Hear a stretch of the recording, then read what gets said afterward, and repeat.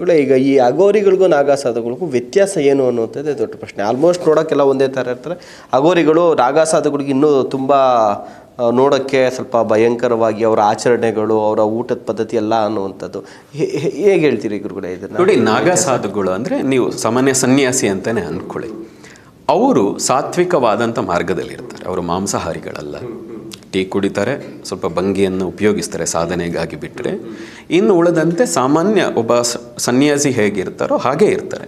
ಆದರೆ ಅಘೋರಿಗಳೇನು ಅಂದರೆ ಅವರನ್ನು ವಾಮಭಾಗ, ಎಡಗೈ ಸಾಧಕರು ಅಂತ ನಾವು ಕರಿತೀವಿ ಅದನ್ನು. ಅಘೋರಿಗಳೇನು ಅಂದರೆ ಹೆಸರನ್ನಲ್ಲೂ ಇದೆ ಅಘೋರಿ ಅಂತ. ಶಿವನ ಹೆಸರು ಘೋರ, ನೀವು ಕೇಳಿರ್ತೀರಿ, ಘೋರೇಭ್ಯೋ ಅಘೋರೇಭ್ಯೋ ಅಂತೆಲ್ಲ ಕೇಳಿರ್ತೀರಿ. ಅಘೋರ ಅಂದ್ರೇನು?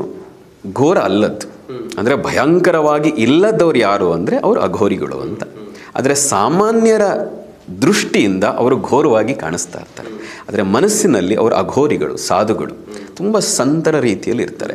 ಆದರೆ ನಾಗ ಸಾಧುಗಳು ಅಘೋರಿಗಳು ಒಟ್ಟಿಗೆ ಇರಲ್ಲ. ಅವರು ಈ ಕನ್ಫ್ಯೂಸ್ ಎಲ್ಲರೂ ಮಾಡ್ಕೊಳ್ತಾರೆ.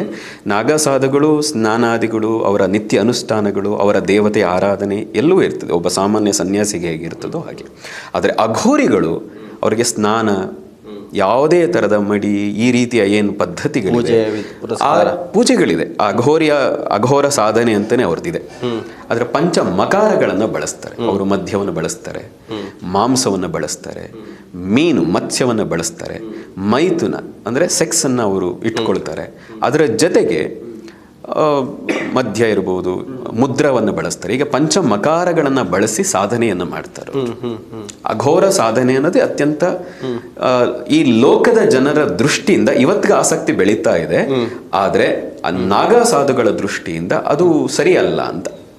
ಯಾರು ಸಾತ್ವಿಕ ಸದಾಚಾರ ಮಾರ್ಗದಲ್ಲಿ ಹೋಗ್ತಾರೋ ಅವರಿಗೆ ಅಘೋರಿಗಳು, ಕಾಪಾಲಿಕರು, ಇವರುಗಳು ಮಾಡುವಂಥ ಸಾಧನಾ ವಿಧಾನ ಏನಿದೆ ಅದು ಸರಿಯಾದದ್ದಲ್ಲ, ಕ್ಷುದ್ರ ವಿದ್ಯೆ ಅನ್ನೋ ದೃಷ್ಟಿಯಿಂದ ನೋಡ್ತಾರೆ. ಹಾಗಾಗಿ ಎಲ್ಲೋ ಕೆಲವರು ಅಘೋರಿಗಳು ನಾಗಾಸಾಧುಗಳ ಡೇರೆಗಳ ಅಲ್ಲಲ್ಲಿ ಎಲ್ಲೋ ಕಾಣಿಸ್ಬೋದು ಬಿಟ್ರೆ, ಬಹುಪಾಲು ಭಾಗ ನಾಗಾಸಾಧುಗಳು ನಗರಗಳಿಂದ ಹೊರಗಿರ್ತಾರೆ. ಅಘೋರಿಗಳು ಒಟ್ಟಿಗೆ ಇರಲ್ಲ.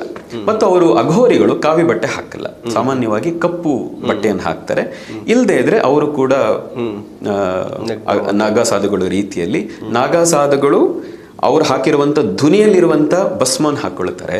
ಅಘೋರಿಗಳು ಚಿತಾಭಸ್ಮ, ಯಾವುದೋ ಸ್ಮಶಾನದಲ್ಲಿ ಸಾಧನೆ ಮಾಡ್ತಾರೆ, ಸ್ಮಶಾನದಲ್ಲೇ ವಾಸ ಮಾಡ್ತಾರೆ, ಅಲ್ಲೇ ಹುರಿತಾ ಇರುವಂಥ ಚಿತೆಯ ಪಕ್ಕದಲ್ಲಿ ಕುತ್ಕೊಳ್ತಾರೆ.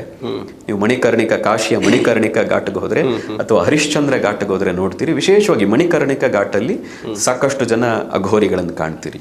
ಅಲ್ಲೇ ಇರುವಂಥ ಚಿತಾಭಸ್ಮವನ್ನೇ ಹಾಕೊಂಡು ಅವರು ಸಾಧನೆಯಲ್ಲಿ ಕುತ್ಕೊಳ್ತಾರೆ. ಶವ ಸಾಧನೆ, ಈ ರೀತಿಯ ಬೇರೆ ಬೇರೆ ಥರದ, ಅಂದ್ರೆ ಸಾಮಾನ್ಯರ ಸಾಧಕರ ದೃಷ್ಟಿಯಿಂದ ಅದನ್ನು ಕ್ಷುದ್ರ ಸಾಧನ ಅಂತ ಕರೀತಾರೆ. ಅವರ ದೃಷ್ಟಿಯಿಂದ ಆಧ್ಯಾತ್ಮಿಕತೆಯ ಉನ್ನತ ಸಾಧನ ಮಾರ್ಗ ಅವರದು, ಅಘೋರಿಗಳದ್ದು. ಅವರು ಮೈಥುನವನ್ನು ಕೂಡ, ಮದ್ಯವನ್ನು, ಮಾಂಸವನ್ನು ಎಲ್ಲರ ಸಮಾನ ದೃಷ್ಟಿಯಿಂದ, ಅಂದರೆ ನಾವು ತಿರಸ್ಕಾರ ಅಂತ ಏನು ನೋಡ್ತೀವಿ, ಭಗವಂತನ ಸೃಷ್ಟಿಯಲ್ಲಿ ನೀವು ಯಾಕೆ ತಿರಸ್ಕಾರ ಅಂತ ನೋಡ್ತೀರಿ? ಗಂಗೆ ಎಷ್ಟು ಶುದ್ಧಳೋ ಚರಂಡಿ ನೀರು ಅಷ್ಟೇ ನಮಗೆ ಪವಿತ್ರಳು ಅಂತ. ಅಂದ್ರೆ ನಾವು ಅದ್ವೈತ ಅಂತ ಕರಿತೀವಿ. ಅದ್ವೈತದ ಉನ್ನತ ಸಾಧನಾ ವಿಧಾನ ಆ ಅಘೋರಿಗಳದ್ದು.